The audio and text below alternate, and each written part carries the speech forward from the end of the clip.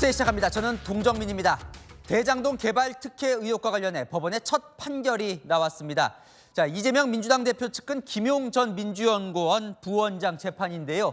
대장동 일당에 편의를 제공하고 돈을 받은 뇌물 혐의, 그리고 대선 경선 자금 명목으로 불법 정치 자금을 받은 혐의 모두 유죄 판결이 나왔습니다. 징역 5년 선고받고 법정 구속됐습니다.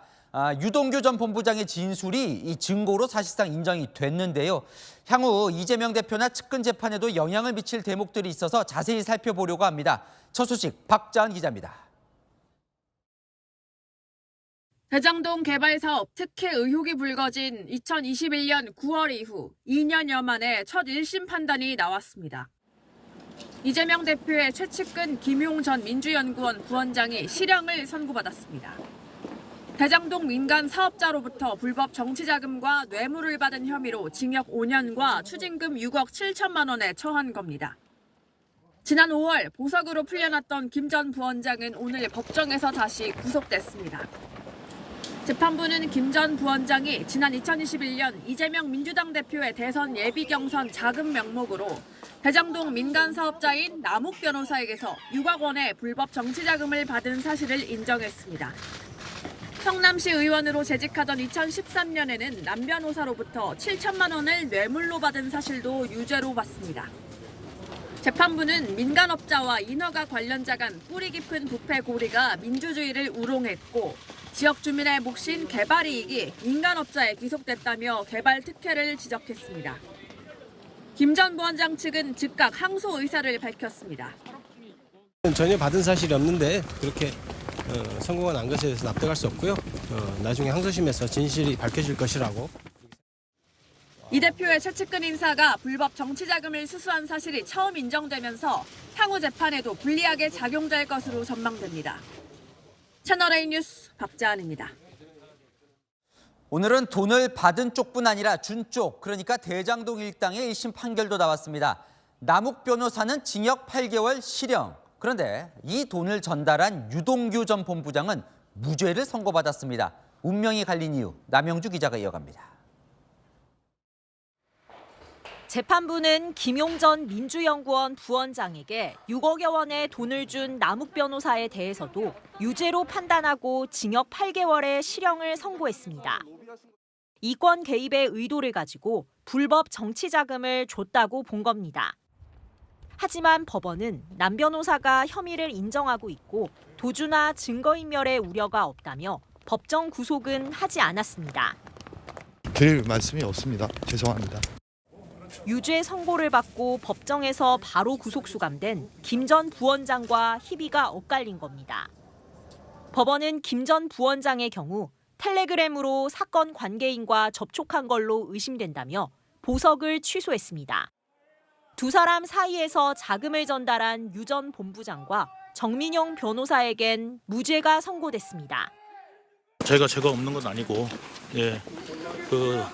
가담한 부분도 있고, 앞으로 지금 재판들 다 성실히 사실에 입각해서.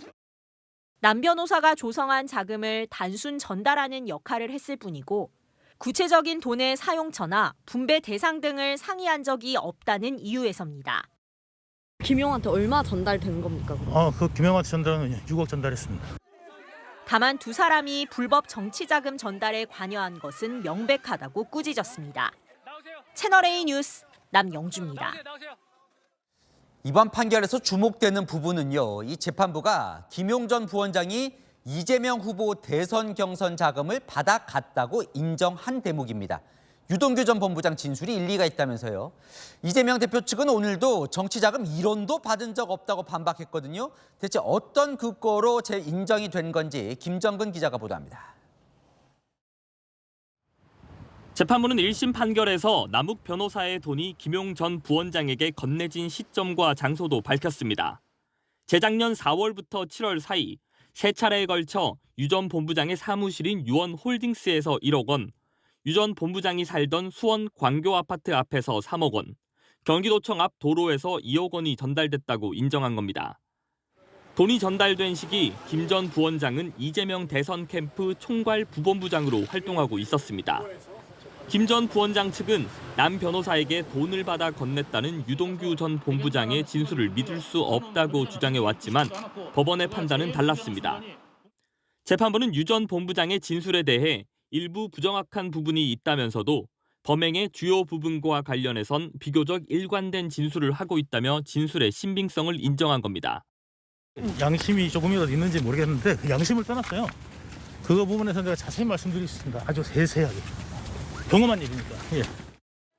또 유 전 본부장의 진술을 뒷받침하는 차량 하이패스 기록 등 물증도 근거로 삼았습니다. 김용 전 부원장이 돈을 요구하는 걸 스피커폰을 통해 들었단 남욱 변호사 등의 증언이 허위로 꾸미기 어려울 정도로 구체적이었다는 판단도 곁들였습니다. 오늘 선고가 나온 이후 이재명 대표 측은 부정자금은 1원도 없었다며 선거에 대장동 자금이 유입됐다는 의혹을 부인했습니다. 채널A 뉴스 김정근입니다.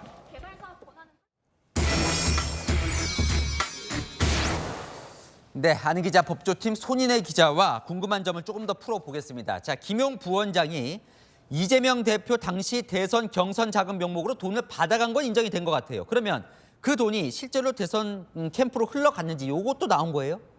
네, 일단은 대장동 돈이 김용 전 민주연구원 부원장에게 간 것까지는 인정이 됐습니다.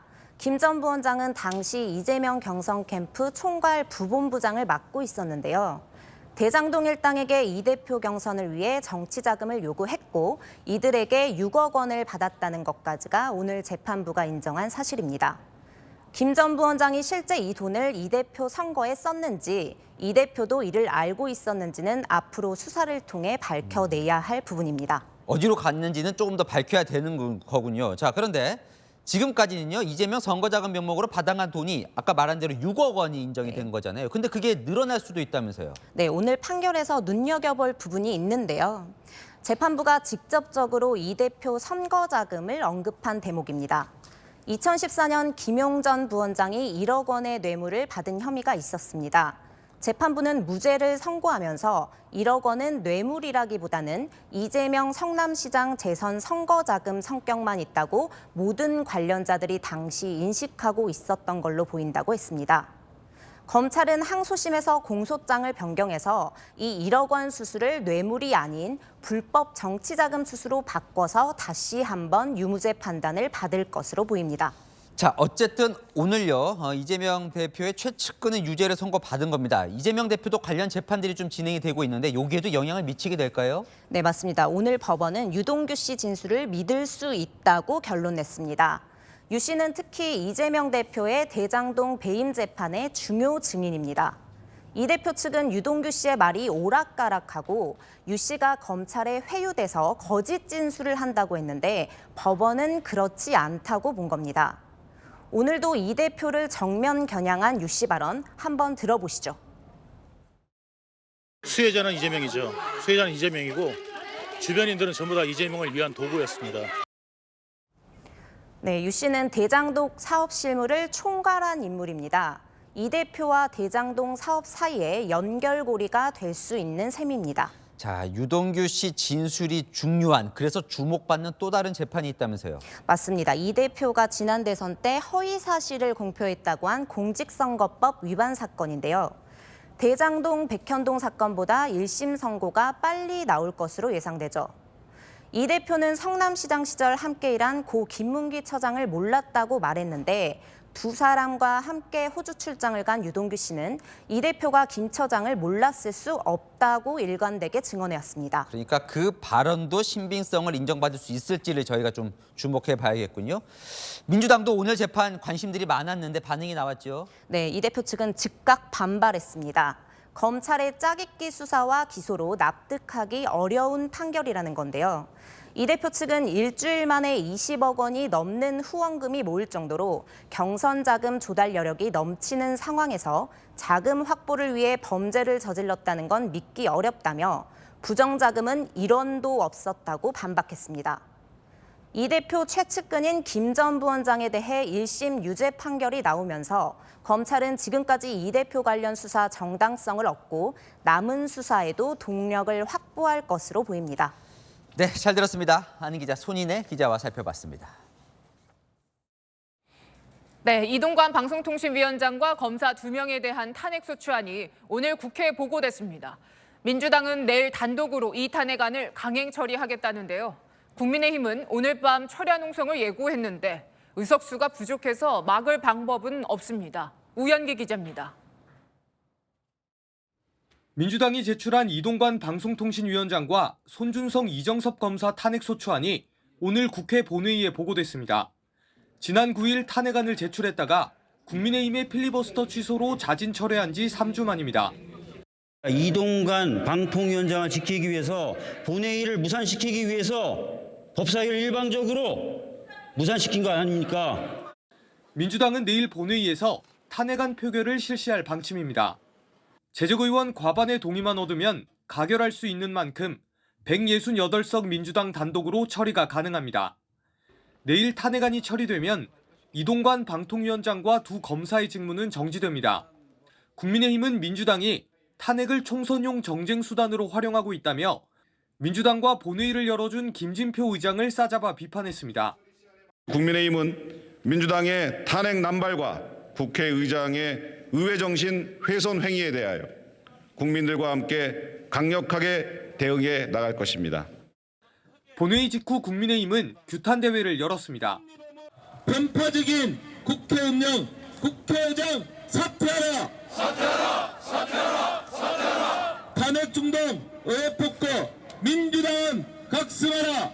김기현 국민의힘 대표는 민주당이 또다시 탄핵 폭주를 시작했다며 국회 권한을 과도하게 오남용한다고 비판했습니다. 국민의힘은 오늘 밤부터 규탄 철야 농성에 나설 예정입니다. 탄핵안 표결이 이루어지는 내일 본회의를 기점으로 여야의 극한 대치가 최고조에 달할 전망입니다. 채널A 뉴스 우현기입니다. 나는 총선에 출마하지 않을 테니 공천관리위원장 자리를 달라. 이뇨한 국민의힘 혁신위원장이 승부수를 던졌습니다. 월요일까지 답을 달라고요. 지도부, 중진, 친윤 의원의 희생을 요구한 혁신안을 공천관리위원회에서 완성시키겠다는 의지입니다. 김기현 대표, 바로 자리를 논하는 건 부적절하다고 맞받았습니다. 안보겸 기자입니다. 국민의힘 혁신위원회가 지도부와 중진 그리고 친윤 핵심 인사를 향한 희생 권고안을 혁신안으로 공식 의결했습니다. 당 지도부가 이 혁신안을 의결하지 않고 공천을 담당하는 공천관리위원회로 넘길 조짐을 보이자 인 위원장이 배수진을 쳤습니다. 공천관리위원장에 자신을 추천하라는 겁니다. 일체 선출직 출마를 포기하겠습니다. 혁신위에 전권을 주신다고 공언하셨던 말씀이 허연이 아니면 저를 공관위원장으로 추천해 주시기 바랍니다. 김기현 대표는 곧바로 거부 의사를 밝혔습니다. 국회 상황이 매우 엄중한데 공관위원장 자리를 가지고서 논란을 벌이는 것이 적절하지 않아 보입니다. 김 대표 측에서 이 시기에 자리 논란이냐 과도한 요구라는 반발이 터져나오자 인 위원장은 추가 설명에 나섰습니다. 희생 혁신안을 공관위로 넘기면 국민들은 혁신위를 김기현 체제 위기 타개용으로 볼 것이라며 지도부가 혁신위 요청을 의결해준다면 공관위원장을 요청할 이유가 없다는 겁니다. 인 위원장은 다음 주 월요일까지 답을 달라고 요청했습니다. 김 대표와 인 위원장이 또 충돌하는 모양새가 되면서 당내에서는 우려가 나옵니다. 당 관계자는 주말 내내 공관위원장 이슈로 당내 분란이 커질 것이라고 말했습니다. 채널A 뉴스 안보겸입니다. 민주당은 오늘 선거제도를 두고 의원총회를 열었습니다. 이재명 대표 측에서 현행 준연동형 제도에 변화를 주려는 움직임이 감지돼 당내 반발이 있는 상황인데요. 이런 가운데 현행 준연동형 유지와 과거 병립형 회기를 놓고 첫 토론이 붙은 겁니다. 국회 취재기자 연결합니다. 김유빈 기자, 결론이 났습니까? 네, 조금 전 의원총회가 끝났는데요. 민주당 최종 결론은 내지 못했습니다.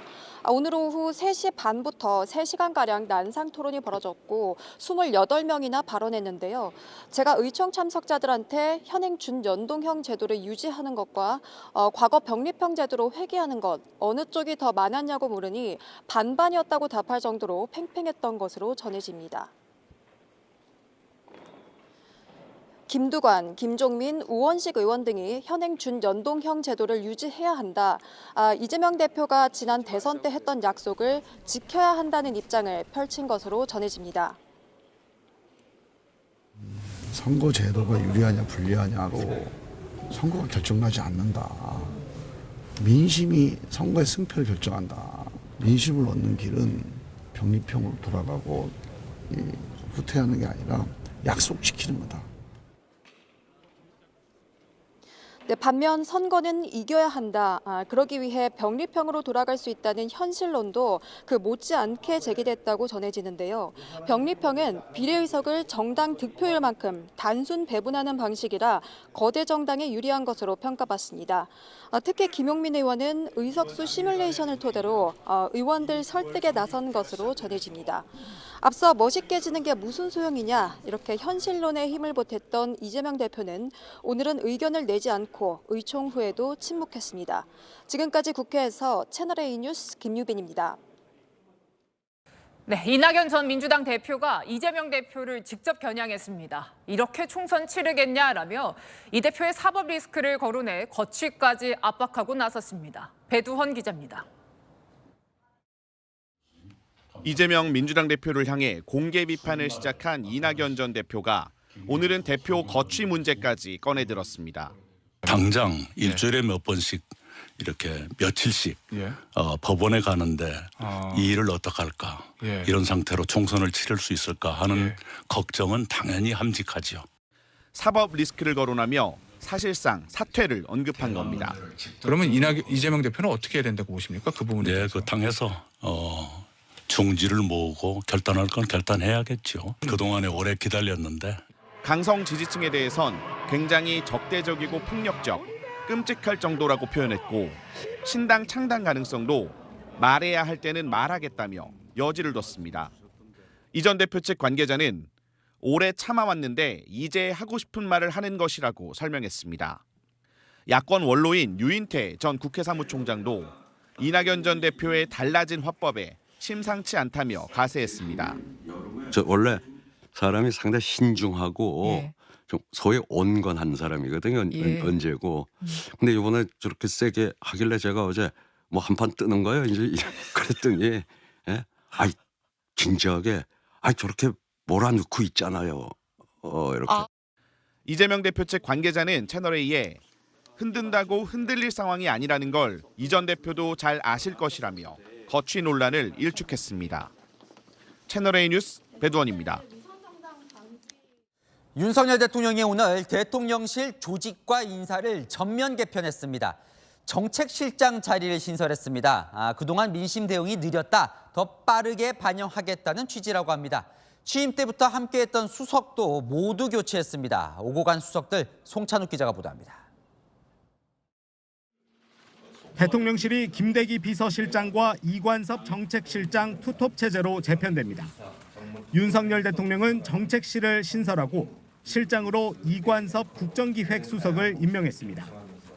윤 대통령은 최근 참모들에게 비서실장은 대통령실 업무에 집중하고 정책실장은 내각을 지휘 조정하는 역할을 하게 될 것이라고 설명한 걸로 알려졌습니다. 비서실장의 업무가 몰려 여론에 빠르게 반응하지 못한다는 지적을 반영한 겁니다. 내각과 당의 정책 조율이 원활하게 이루어질 수 있도록 가교 역할을 추진하도록 하겠습니다. 우선 당장 물가 안정을 최우선 과제로 두고 신설되는 과학기술수석실과 경제사회수석실이 비서실장 산하에서 정책실장 산하로 이동합니다. 윤 대통령은 오늘 수석비서관 인사도 발표했습니다. 정무수석의 한오섭 대통령 국정상황실장, 홍보수석의 이도훈 대통령실 대변인, 경제수석의 박춘섭 한국은행 금융통화위원 등을 내정했습니다. 당과 대통령실 그리고 국회와 대통령실 간의 소통에 소홀함이 없도록 챙겨나가도록 하겠습니다. 더 넓게 폭넓게 소통하겠습니다. 윤 대통령은 오늘 수석비서관을 모두 교체했습니다. 총선을 앞두고 출범한 대통령실 2기 체제는 민심 현장에 더 다가가겠다는 전략입니다. 채널A 뉴스 송찬욱입니다. 총선 앞두고 대통령의 민심 반응 속도가 빨라지는 걸까요? R&D 예산이 줄었다는 비판이 일자 윤석열 대통령이 대통령실에 과학기술 수석을 신설하면서 R&D 총괄 비서관을 돌아 직접 지시한 것으로 확인됐습니다. 이어서 조영민 기자의 단독 보도입니다. 윤석열 대통령이 용산 대통령실에 R&D 총괄 비서관을 두기로 했습니다. 신설될 과학기술 수석실은 AI 디지털 비서관, 생명과학 바이오 비서관, 양자기술을 다루는 미래기술 전략 비서관 등 4개 비서관실로 구성됩니다. 비서관실 명칭은 대통령이 직접 정한 것으로 알려졌습니다. 정부의 R&D 예산 삭감 논란이 일자 예산 보완을 지시한 데 이어 조직도 신설에 챙기겠다는 의지를 보인 겁니다. 윤 대통령은 부처별로 뿔뿔이 흩어진 R&D 예산의 칸막이를 없애달라는 게 과학기술계 수건이라며 R&D 총괄 비서관이 할 일이라고 참모들에게 밝힌 것으로 전해졌습니다. 우리나라를 글로벌 과학기술 허브로 만들 수 있습니다. 우리 R&D가 세계 최고의 미래 인재를 키우고 또 세계 인재들이 모여들게 만드는 과학기술 수석과 4명의 비서관 인선은 연말쯤 발표할 예정입니다. 윤 대통령은 최고의 전문가들을 배치하기 위해 충분한 인선의 시간을 두겠다는 생각입니다. 채널A 뉴스 조영민입니다. 박진 외교부 장관이 국회에 출석했습니다. 예상 밖의 부산 엑스포 유치 완패 책임 차원에서 경질설도 나오고 있죠. 여야가 한 목소리로 비판했고 박 장관도 국민께 송구하다며 고개를 숙였습니다. 유승진 기자입니다. 2030 부산 엑스포 유치 실패 후 국회를 찾은 박진 외교부 장관에게 질타가 쏟아졌습니다. 말 그대로 이 대한민국 자긍심, 자존심에 먹칠을 하는 대국민 희망 고문이었다고 저는 봅니다. 정말 뭐가 이루어질 것처럼 국민들한테 보여줬던 것은 철저하게 국민들을 속인 거나 다름없습니다. 여당에서도 쓴소리가 나왔습니다. 토를 못 따는 그런 정책 결정 과정은 없었나 한번 반추해 보시기 바랍니다. 박 장관은 고개를 숙였습니다. 최선을 다했다는 말씀을 드립니다. 결과적으로는 국민들께 송구하게 생각을 합니다. 문재인 정부의 무관심으로 유치 전에 늦게 뛰어들어 실패했다는 여권 일각의 주장에 대해서도 전 정부와 관계없는 일이라고 선을 그었습니다.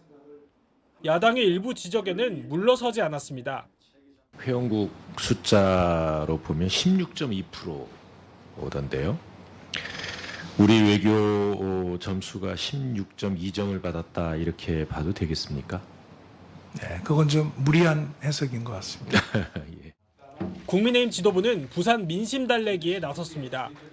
지금 우리가 할 일은 낙심하고 계실 부산 시민들을 위로해드리고 가덕도 신공항, 북항 재개발, 산업은행 부산 이전 등 3대 과제의 차질 없는 추진도 약속했습니다. 채널A 뉴스 유승지입니다.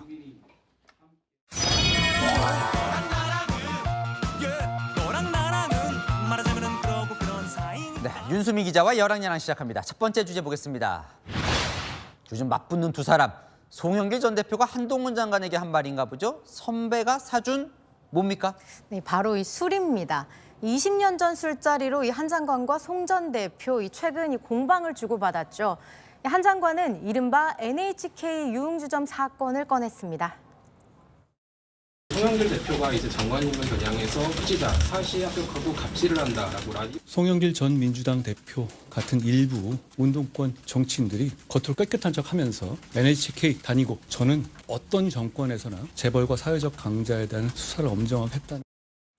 네, 이 사건 2000년 5.18 전야제 후 진보 인사들이 NHK 유흥주점에 가서 술 파티를 벌여 논란이 된 사건이죠.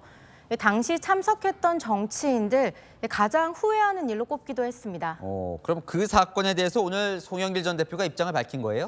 네, 송 전 대표 오늘 채널A 정치 시그널에 나와서 해명을 했습니다. 선배가 사준 술이라고요. 한 장관은 바로 반박했습니다. 초선 의원 때 내가 돈 내고 간 것도 아니고 그때 이상수 의원과 정규란 의원 간의 원내대표 선거 때 선배가 술 한번 사준다고 불러서 갔던 자리예요. 그거 한 번을 가지고 이렇게 비약해서 떠들고 있습니까? 2000년 NH 최착오적인 운동권 제일주의로 홍영길 전 민주당 대표가 참 안타깝게 생각됩니다. 5.18 민주화 항쟁 기념일 전날 밤에 운동권 정치인들이 광주 NHK 룸사롱에서 여성 접객원들 불러서 술 먹고 참석한 여성 동료에게 쌍욕한 거, 그게 팩트고 그 나머지는 다 의견입니다. 뭐 누가 사주든 관계 문제라는 건데 송 전 대표가 선배라면서 정치인들 언급도 했던데 그들은 뭐라고 합니까? 네, 제가 통화해보니 당황한 기색을 보였습니다. 호명된 한 전직 의원, 2000년에도 송 전 대표가 의원이었냐고 되물으면서 20년도 더 돼서 기억이 나지 않는다고 하더라고요. 호명된 건 자체만으로도 상당히 불쾌했습니다. 참, 이 두 사람 NHK 이거 공방이 2라운드로 또 접어든 거예요? 네, 공방은 그뿐만이 아닌데요. 송 전 대표 노동의 가치를 언급하며 먼저 도발했습니다. 어렸을 때 사법고시 합격해서 검사하면서 갑질하면서 노동을 해봤어요. 땀 흘려봤어요. 저는 피 같은 국민 세금으로 월급 받고 일하는 사람입니다. 네, 다음 주제 보겠습니다. 고민정 의원이 실수를 했어요? 네, 민주당이 이동관 방송통신위원장 탄핵소추안을 발의하면서 실수를 했는데요. 그래서 다시 써서 내는 총극이 벌어졌죠. 그런데 이 탄핵소추안 대표 발의자가 고민정 의원입니다. 네. 도대체 뭘 실수했길래 처리까지 했을까요? 네, 직접 보면서 설명드리겠습니다. 그제 제출한 탄핵안을 보면 이 검찰청법 제37조가 근거 규정으로 들어가 있죠. 방통위원장 탄핵 사유인데 검찰청법을 근거로 둔 거군요. 네, 이날 이 2명의 검사 탄핵안도 함께 제출했는데요. 한꺼번에 3개를 작성하다 보니 복사 붙여넣기, 일명 복붙을 하다가 실수를 한 걸로 보입니다. 실수를 인지한 민주당 수정 후 다시 제출한 거죠. 좀 뭐 어이없는 실수 같긴 하네요. 네, 이 당장 탄핵을 가볍게 봤다는 비판이 나왔습니다. 정략적인 탄핵이라는 것을 모두 알기 때문에 탄핵안 내용 자체는 읽어보지도 않고 내는 것 같습니다. 읽어봤으면 그렇게 하지는 않았겠죠? 뭐 실수인 것 같긴 한데 고 의원은 뭐라고 합니까? 네, 고 의원이 대표 발의자로 이름만 올렸을 뿐이 직접 작성한 건 아니라고 해명했습니다. 저희가 한 건 아닙니다. 발의안이 저의 이름으로 대표 발의가 된 거고 자료를 만들고 한 거는 원내 행정실인지 어딘지 모르겠는데 원내한테 한번 여쭤보실래요? 네, 하지만 고 의원 이런 실수가 처음이 아니거든요. 지난 6월 직접 대통령실까지 찾아가 KBS 수신료 분리 징수 반대를 하며 항의 서한을 전달한 적 있죠. 그때 막상 봉투 안에는 백지 2장만 들어있었습니다. 그때는 이렇게 해명했죠. 실수였고 왜 그걸 제대로 못 챙겼나. 한편으로는 근데 잘 된 거 아니야? 최초로 대통령실이 반응했습니다. 백지 넣었더니 한 30개, 50개, 3배, 5배 나오는 거예요. 네, 탄핵이라는 것, 무거운 책임감이 따르는 행동이죠. 이름만 올렸다는 식의 해명을 국민들이 어떻게 이해해야 할까요? 네, 지금까지 열한야랑이었습니다. 다음 소식입니다. 조계종 총무원장을 지낸 자승 스님이 입적했습니다. 사찰 화재로 숨졌는데 이 조계종은 불교 용어로 소신 공양, 다시 말해 스스로 몸을 불살랐다고 밝혔습니다. 유서로 보이는 메모도 발견됐습니다. 먼저 강보인 기자입니다. 조계종 말사인 칠장사. 입구엔 통제선이 설치됐고 삼엄한 경계와 함께 출입이 통제됐습니다. 스님들이 거주하는 요사체에서 불이 났다는 119 신고가 접수된 건 어제 오후 6시 50분쯤. 불은 3시간여 만에 꺼졌지만 건물은 모두 타 뼈대만 남았습니다. 소방당국은 잔해 속에서 조계종 총무원장을 지냈던 자승 스님의 법구를 발견했습니다. 다른 건물에 있던 주지 스님 등 3명은 대피해 화를 면했습니다. 자승 스님의 차량에서는 유서로 추정되는 메모 2장이 발견됐습니다. 스스로 인연을 달리할 뿐이라며 CCTV에 다 녹화돼 있으니 번거롭게 하지 말아달라는 내용이 담겼습니다. 자승 스님은 어제 오후 홀로 칠장사를 찾은 것으로 알려졌습니다. 조계종은 자승 스님의 입적과 관련해 소신공양으로 모든 종도들에게 경각심을 남겼다고 의미를 부여했습니다. 자승 스님이 입적을 앞두고 열반송도 남겼다고 전했습니다. 자승대종사께서는 살아생전 생사가 없다 하나 생사 없는 곳이 없구나. 더 이상 구할 것이 없으니 인연 또한 사라지는구나 라는 열반송을 남기셨습니다. 자승스님의 장례는 5일간 조계종 종단장으로 치러지며 다음 달 3일 연결식이 진행됩니다. 채널A 뉴스 강보인입니다. 경찰은 불이 난 요사체에서 발견된 법구가 자승스님이 맞다고 잠정 확인했습니다. 하지만 경찰은 물론 국정원까지 배경을 수사하고 나섰습니다. 최근까지 왕성한 대외 활동을 해왔는데 혹시나 타살 가능성은 없는지 살펴보겠다는 겁니다. 이어서 조현진 기자입니다. 경찰 과학수사대원들이 현장 감식에 한창입니다. 오늘 감식에선 최초 발화점과 화재 원인 등을 파악하는 데 주력했습니다. 수사에 나선 경찰은 화재 현장에서 발견된 시신이 자승스님이 맞다고 잠정 확인했습니다. CCTV 확인을 통해 화재 당시 요사체에 자승스님 외에 다른 사람은 없는 것으로 파악했습니다. 어제 오후 3시쯤 자승스님이 주지스님을 만난 뒤 요사체로 향하고 오후 4시가 지나 인화물질이 담긴 것으로 보이는 플라스틱 통 2개를 들고 안으로 들어갔다가 다시 나와 메모가 발견된 차량의 주차 위치를 바꾸는 모습. 이후 2시간쯤 뒤 요사체에서 불길이 치솟는 게 CCTV에 담긴 것으로 파악됩니다. 경찰은 다만 자승스님이 입적을 선택한 배경에 의문점을 두고 있습니다. 자승스님은 최근에도 대학생 전법에 매진하겠다는 뜻을 밝히는 등 대외 활동을 해왔습니다. 방화 등 타살 가능성도 열어둔 채 심리적 압박 요인이 있었는지도 조사할 계획입니다. 경찰 수사와는 별도로 국가정보원도 현장 점검을 벌인 것으로 확인됐습니다. 국정원 측은 불교계 유력 인사의 입적과 관련해 테러와 안보 위해 여부 등을 확인하는 차원이라고 밝혔습니다. 채널A 뉴스 조현진입니다.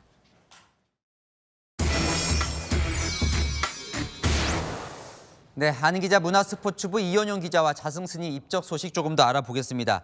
자, 이 결론이 이제 극단적인 선택으로 나고 있는 건데 불과 며칠 전에도 외부 활동을 했다면서요? 네, 그렇습니다. 저희가 세어본 것만 해도 11월 한 달 동안의 일정이 10개 안팎입니다. 주로 포교 활동 위주였고요. 이 더 충격적인 건 입적하기 이틀 전인 지난 27일 기자간담회까지 열어서 이 장기 전망을 밝혔는데요. 10년간 대학생 전법에 전념하겠다는 내용이었습니다. 이후 이틀 만에 입적했다는 게 믿기지 않을 정도입니다. 이 자승스님 소속은 서울 봉은사 큰 스님이고 어제 화재가 난 안성시 칠장사에는 가끔 들렀던 것으로 파악되고 있습니다. 자, 이틀 전까지 그랬는데 오늘 조계종에서는 소신 공양이라고 결론을 냈어요. 그러면서 열반송을 공개를 했는데 조금 더 소개를 해주시죠. 네, 먼저 오늘 조계종 브리핑 현장 목소리부터 들어보시죠. 종단의 안정과 전법 도생을 발언하면서 소신 공양, 자화장을 하심으로써 모든 종도들에게 경각심을 남기셨습니다.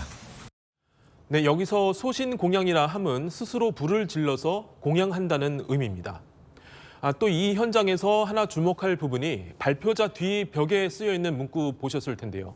이 구할 것이 없으니 2년 또한 사라지는구나. 이 조계종 쪽에 취재를 해보니까 자승스님의 자필 글이었고요.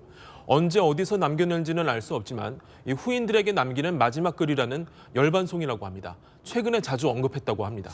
저 부분이 주목되는 이유가 화재 현장에서 자승스님이 남긴 메모장이 발견됐는데 비슷한 내용이 들어있었다고요? 네, 맞습니다. 차량에서 발견된 이 메모장 내용도 의문을 계속해서 키우고 있죠. 적혀있는 내용만 보면 열반송과 의미상 맥락이 비슷합니다. 자, 현장에 있던 메모지에는 검시할 필요가 없다. 제가 스스로 인연을 달리할 뿐이라는 글이 쓰여 있는데 앞서 말씀드린 열반송 내용과 대조해 보면요. 인연을 정리한다는 내용이 공통적으로 들어가 있습니다. 자, 그래요. 그리고 조계종도 소신 공양으로 결론을 냈는데 왜 경찰 그리고 국정원까지 현장 조사를 하는 걸까요? 네, 워낙 불교계 유력 인사인데다 이 막후 실세로 통하기 때문인 거죠. 다양한 가능성을 두고 조사에 임한다는 의미로 보시면 됩니다. 불교계에서 워낙 큰 존재다 보니까 신도들을 비롯해 모두가 충격에 휩싸인 겁니다. 자승스님은 임기 4년의 조계종 총무원장을 2차례나 지낸 대표적인 행정스님이었습니다. 퇴임 후에도 종책 모임 불교광장 총재로 막강한 영향력을 행사했고요. 여러 불교계 인사들과 통화를 해봤는데 모든 건 자승스님을 통한다고 할 정도로 영향력이 대단했습니다. 그만큼 반대 세력도 많아서 갈등 요소도 있을 수 있다는 거죠. 일각에서는 조계종은 자승스님 파와 아닌 파로 나뉜다는 표현도 나오는데요. 어찌 보면 어제 선택을 결심하는데 다양한 의혹들이 나오는 이유일 수 있겠습니다. 네, 잘 들었습니다. 지금까지 아는 기자 이현용 기자였습니다. 네, 다음 소식입니다. 오늘 새벽 지진 재난 문자 때문에 자다가 많이 놀라셨죠. 경주에서 규모 4.0의 지진이 발생했습니다. 경주는 2016년에도 규모 5.8의 강진을 겪었는데 앞으로 강한 지진이 또 올 수 있다고 전문가들은 말합니다. 배유미 기자가 취재했습니다. 불 꺼진 편의점. 내부를 비추던 CCTV가 흔들립니다. 흔들림은 20초 넘게 이어집니다. 인근의 또 다른 편의점. 주변이 흔들리자 놀란 직원이 휴대전화를 살펴보다가 밖으로 나갑니다. 경북 경주시 동남동 쪽 19km에서 규모 4.0 지진이 발생한 건 새벽 4시 55분입니다.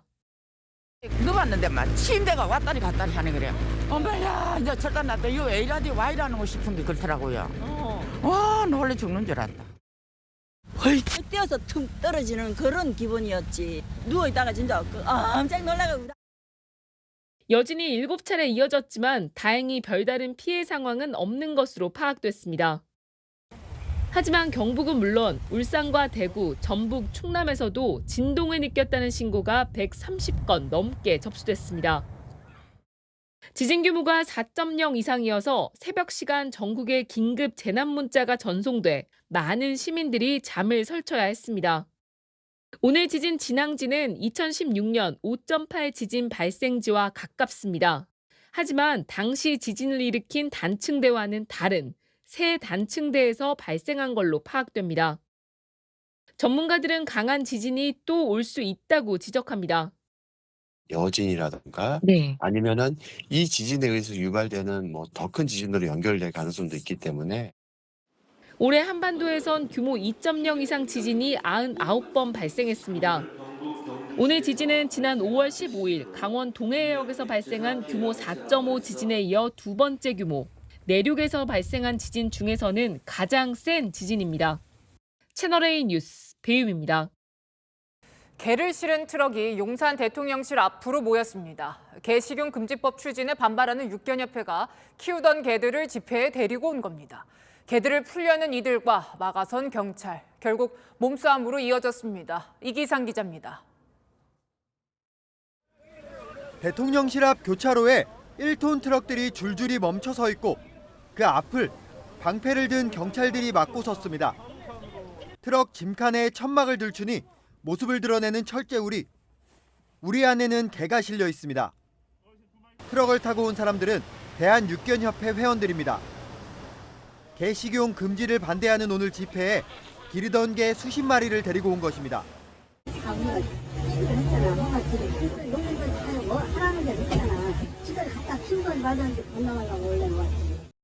당초 경찰은 협회 측에 개를 데려오지 말라고 안내했습니다. 시위 목적으로 개를 데려올 경우 동물보호법을 위반할 소지가 있기 때문입니다. 이에 따라 경찰은 오늘 집회 전에 개를 실은 트럭의 진입을 막았고 결국 개를 내려놓지 못한 채 집회가 진행됐습니다. 이 과정에서 경찰과 몸싸움이 벌어졌고 참가자가 커터칼을 꺼내 위협하는 모습도 연출됐습니다.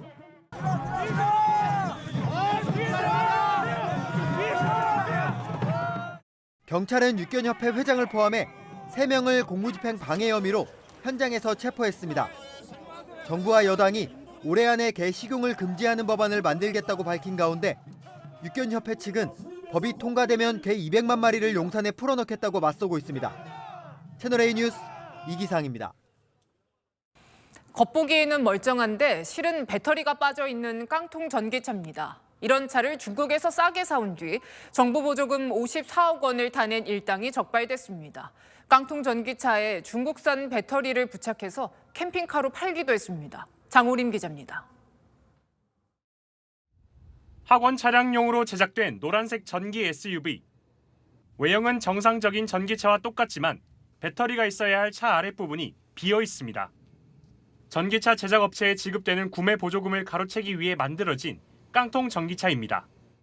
경찰은 전기차 보조금을 불법 수령한 혐의로 자동차 수입업체 대표 등 일당을 붙잡았습니다.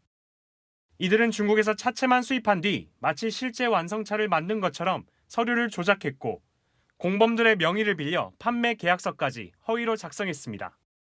이런 방식으로 92대를 제작해 차량 한 대당 5천만 원에서 7천만 원씩 총 54억 원을 챙겼습니다. 전기차를 등록할 경우 차량에 대한 현장 점검이 생략된다는 점을 악용한 겁니다. 이들은 보조금을 타낸 뒤 깡통 전기차에 중국산 배터리를 부착해 일반인에게 팔기도 했습니다. 주로 캠핑카나 어린이 통학용 차량이었는데 지난해 12월 이들이 판매한 차량에 불이 나기도 했습니다. 난 아무 짓도 안 하고 운행밖에 한 일이 없는데 불이 났어. 약간 타는 냄새가 살짝 났었어요. 라이터 불처럼. 경찰은 수입업체 대표를 구속하고 나머지 공범 35명을 불구속 송치했습니다.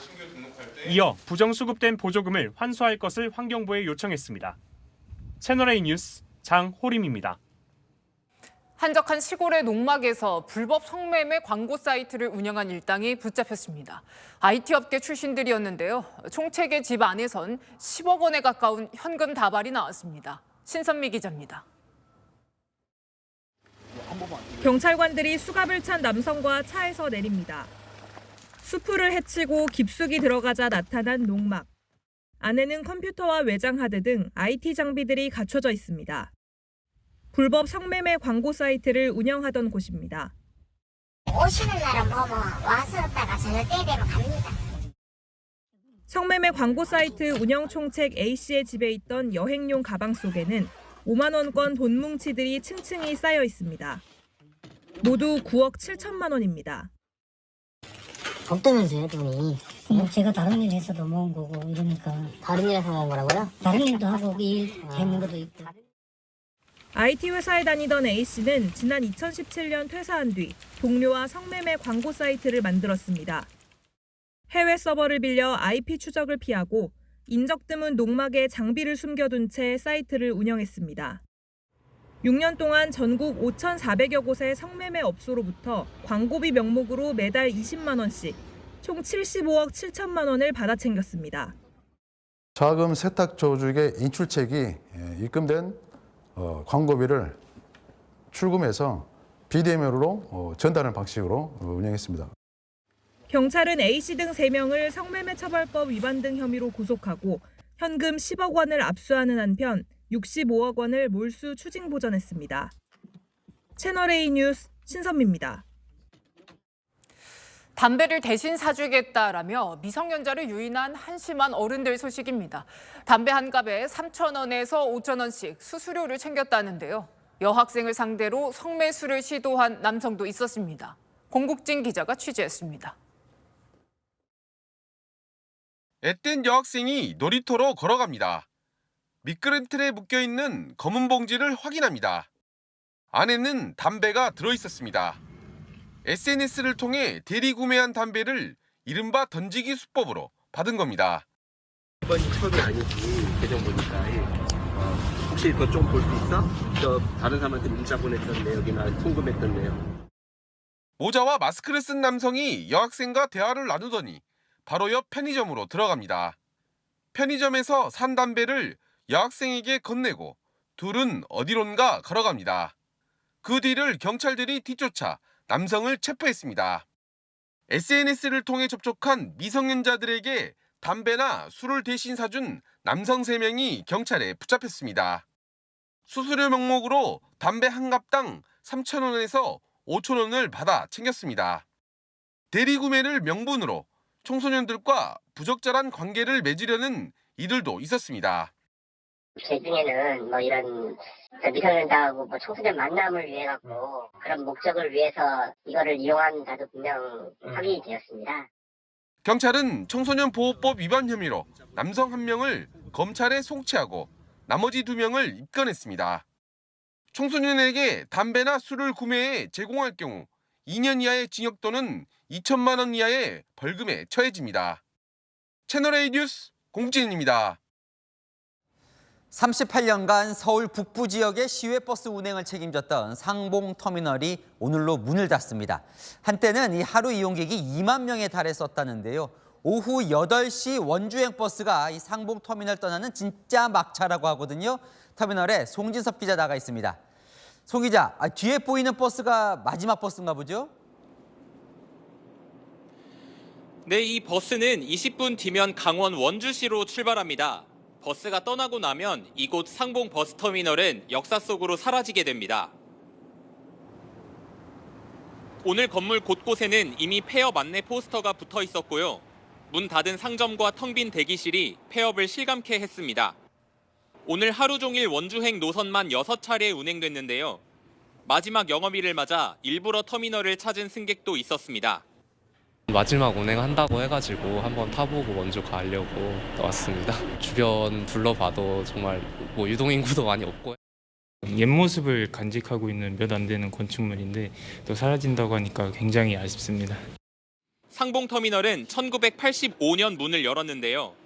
당시 120개 노선에 버스 551대가 투입됐고 한때 하루 2만 명이 넘는 승객이 찾을 만큼 붐비기도 했습니다. 손님들이 이리 내려와서 뭐 여기 와서 가게 와서 술도 마시고 뭐 대화도 하고 막 사람들이 엄청 많았어요. 여기 와가지고 뭐 별 오락도 하고 뭐 돈을 놓고 하는 사람이 많았어요. 하지만 인근의 지하철 접근성이 좋은 동서울 터미널이 생긴 뒤 승객이 줄기 시작했습니다. 최근엔 하루 이용객 20여 명 수준까지 떨어졌고 오랜 기간 운영난을 겪은 끝에 오늘 폐업한 겁니다. 기존 건물은 내년 상반기부터 철거할 예정이고요. 터미널 부지에는 오는 2029년까지 아파트 999세대를 포함한 주상복합 건물이 들어설 예정입니다. 지금까지 상봉터미널에서 채널A 뉴스 송진섭입니다. 한일 월드컵 이후 열린 김포 하네다 간 하늘길 취향이 오늘로 20년 됐습니다. 한일 최단 노선이자 셔틀 외교의 상징처럼 누적 이용객 수가 3천만 명에 달합니다. 도쿄 김민지 특파원입니다. 한국과 일본 항공사 승무원들이 20년 전 제복을 입었습니다. 서울과 도쿄를 가장 빨리 연결하는 하늘길인 김포 하네다 노선 20주년을 맞아 현재 운항 중인 양국 기종의 축소 모델도 선보였습니다. 両国の交流の礎となる路線だと考えております。 한일 대표 항공노선 김포 하네다 노선은 한일 정재계 인사는 물론 관광객들까지 20년간 약 3천만 명이 이용했습니다. 전 시간이 제일 편했어요. 다음에도 오면 김포에서 하네다로 올 것 같아요. 明洞と本で行って帰りは金浦空港夜7時の飛行機で十分遊んでくる感じで。 김포 하네다 노선은 2002년 한일 월드컵 당시 임시 운항됐다가 이듬해 하루 4회 운항으로 정식 노선이 됐고 한일 정상 셔틀 외교부터 경제인들의 긴급한 출장에 활용됐습니다. 코로나19로 1년 이상 폐쇄됐지만 지난해 6월 재개 이후 이용객 수는 빠르게 회복됐습니다.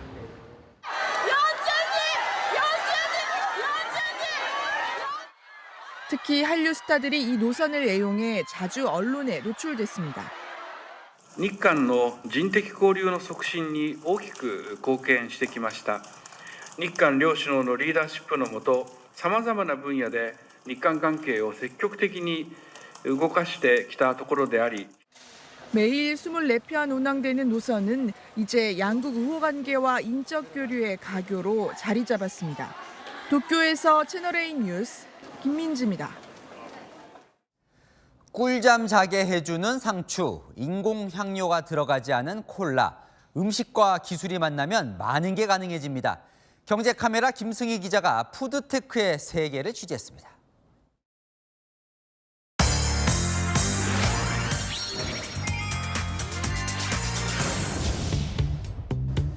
평일 오후 전남 순천의 카페입니다. 샌드위치 나왔어요. 감사합니다. 이 샌드위치에는 잠이 잘 오게 도와주는 일명 꿀잠 상추가 들어 있습니다. 평소에 잠을 자면은 꿈을 좀 자주 꾸는 편인데 샌드위치를 먹은 날은 꿈을 좀 안 꿨던. 이 꿀잠 상추가 재배되는 밭인데요. 이 상추대를 뜯어보면 이 긴장을 풀어주는 락투신 성분이 하얗게 올라올 정도로 가득 들어 있습니다. 시중에 상추는 거의 없는데 얘 같은 경우는 한 124배 높은 품종이죠. 5장 정도 이렇게 먹으면 효과를 본다고 저희가 추정을 하고 있습니다. 맞춤 LED 재배기로 4계절 내내 생산이 가능합니다. 2년간 생산량은 500톤, 젤리와 티백은 수출할 정도로 인기입니다. 음식에 기술을 더한 푸드테크는 우리가 흔히 먹는 식품을 더 새롭게 만듭니다. 인공 탄산음료인 콜라 대신 천연 재료로 만든 연노란색 콜라도 등장했습니다. 조린 흑설탕에 고수 씨앗, 팔각과 같은 천연 향신료 8가지를 배합해 시럽을 만듭니다. 이후 탄산수를 섞어주면 천연 콜라가 완성됩니다. 맛은 콜라와 비슷하고 특유의 청량감과 단맛도 느껴집니다. 학부모들도 안심하고 아이들에게 줄 수 있는 점이 가장 반응이 좋은 것 같습니다. 콜레스테롤과 지방을 확 낮춘 소고기도 있습니다. 소고기 근육세포를 배양해 만든 배양육입니다. 한우와 비교했을 때 단백질 함량은 적지만 포화지방은 1.1%, 콜레스테롤은 3.6% 수준으로 낮습니다. 10일에서 15일 정도 기른다고 했었을 때는 1g에서 한 1000배 정도 늘어난다고 보시면 되고요. 소에서 짜낸 우유 대신 소에서 추출한 단백질 생성 유전자에 미생물을 결합하고 발효해 만든 인공 우유도 있습니다. 식물성 대체유에는 없는 필수 아미노산이 들어있습니다. 지난 1월 가전박람회 CES에서 최태원 SK그룹 회장이 먹으며 큰 관심을 받은 후 국내 기업들도 투자와 연구에 착수했습니다. 배양육이나 인공우유 같은 세포 배양식품에 대한 식약처의 허가 기준이 마련되면 내년 초부터는 상용화가 가능할 것으로 보입니다. 미래산업으로 통하는 푸드테크 시장 규모는 2017년부터 연평균 7%씩 성장해 2025년 약 465조 원에 달할 것으로 전망됩니다. 경제카메라 김승입니다.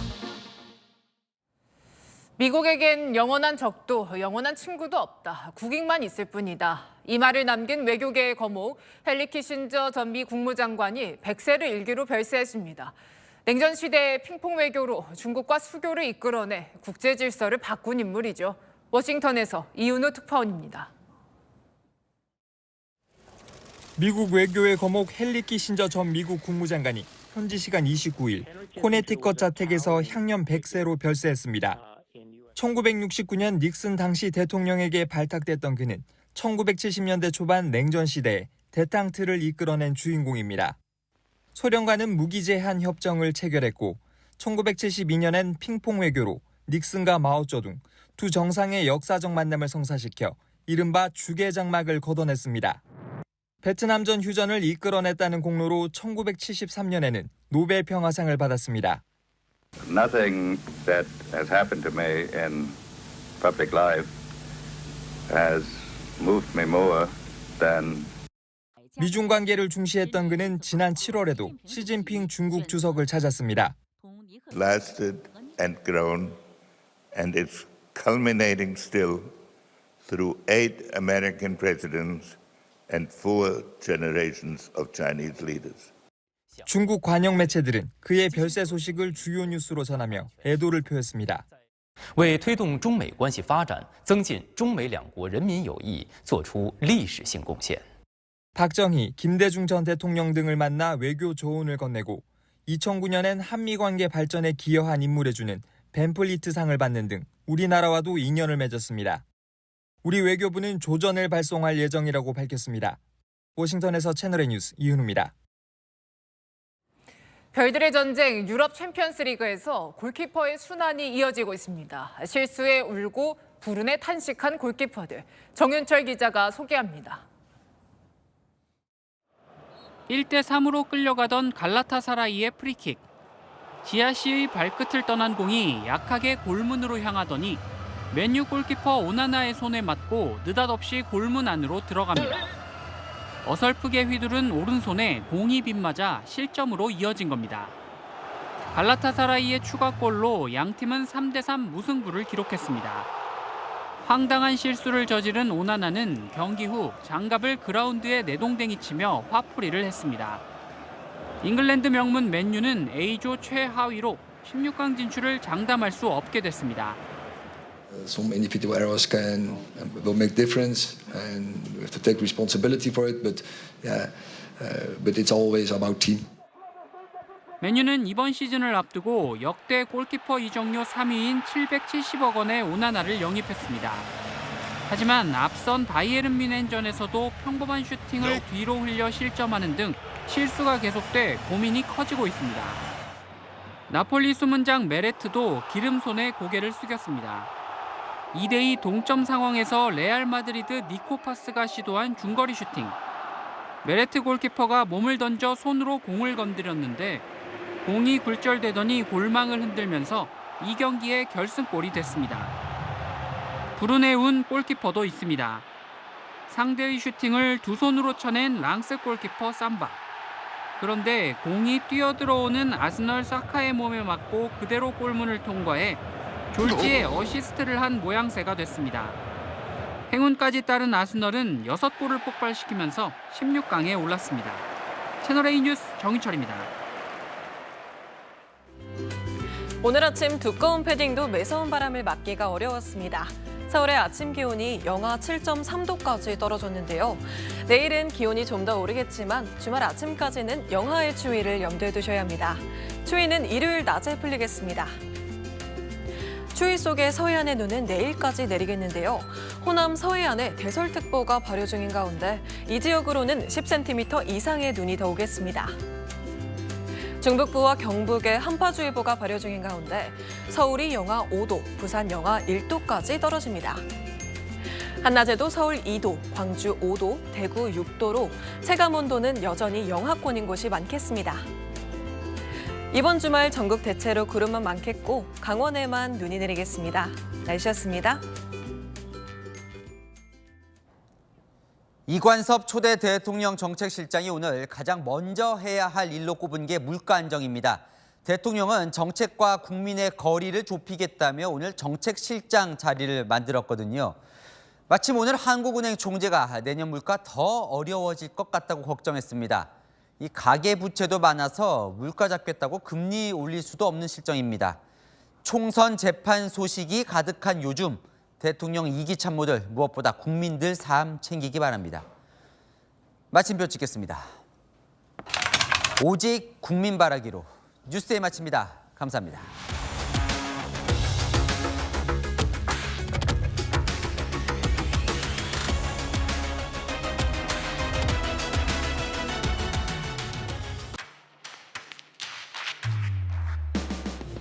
당신의 아침을 여는 보이는 라디오 정치 시그널.